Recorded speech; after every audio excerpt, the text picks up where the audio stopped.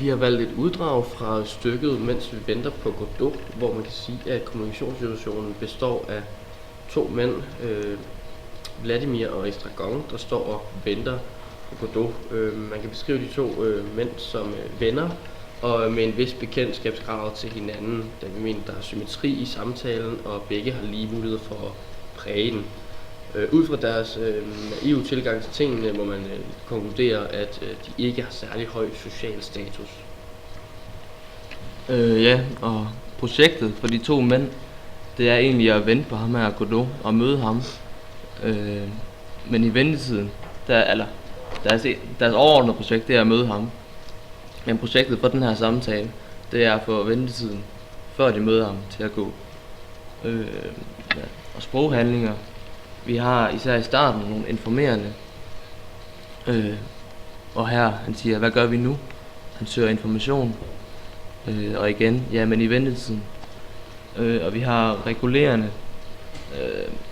længere nede. Lad os straks hænge os, står der.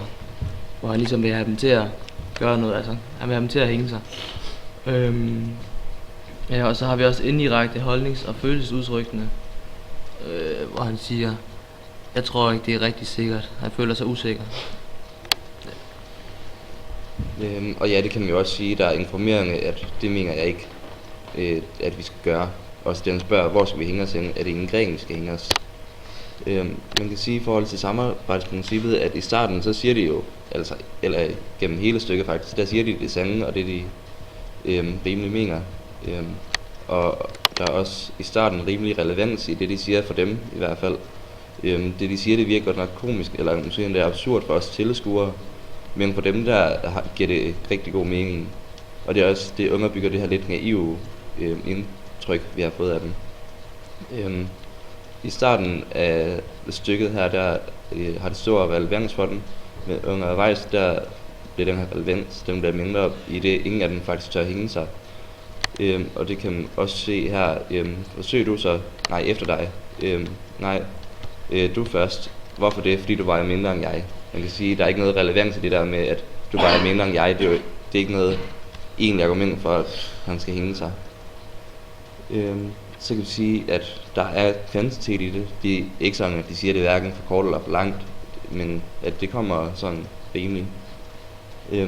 Og man kan også sige, at i starten der siger de deres ting for klarest muligt, så er der også noget kvalitet. Så der er ikke sådan noget skjult i det før sidst her hen mod slutningen af deres samtale, hvor kvaliteten den udvandes lidt.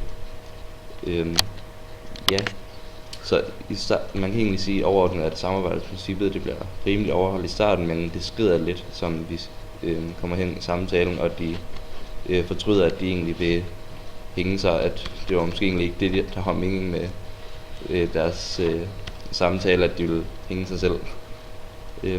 Så man kan også kigge på høflighedsprincippet her, og man kan se, at der er enkelte steder, hvor at der er noget høfligt det her, hvor de siger, forsøg du så siger han efter dig. Det kan man jo sige, at det er høfligt det der med, at du må endelig komme først. Men igen, det er jo ikke det, der egentlig er meningen med det. Det er mere, at han fortryder lidt, og han trækker land, og han fortryder sit overmod med, at han synes, de skulle hænge sig. Så ja, det er bare med til at underbygge den her komiske genre.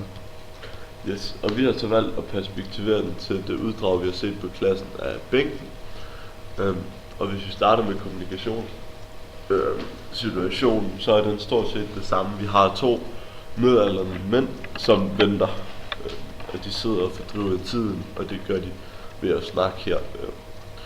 Forskellen er så bare, at mens vi venter på Godot, der bliver samarbejdsprincippet og høflighedsprincippet overholdt meget bedre, end det gør på bænken.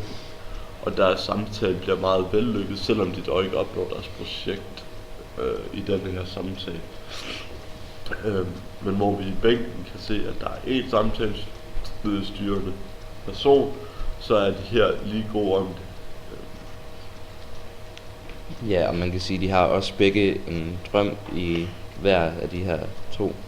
I bænken der er det ham her Stig, der har en drøm om, at han vil have købt en bil, og så prøver han egentlig at fordrive ventetiden, selvom han ved godt, at det måske aldrig kommer til at ske.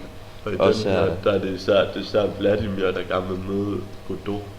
Det er også ham, der har aftalt mødet, og det er den drøm, han har også.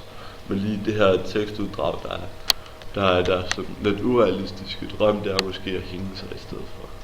Men det bakker de jo så også ud af senere.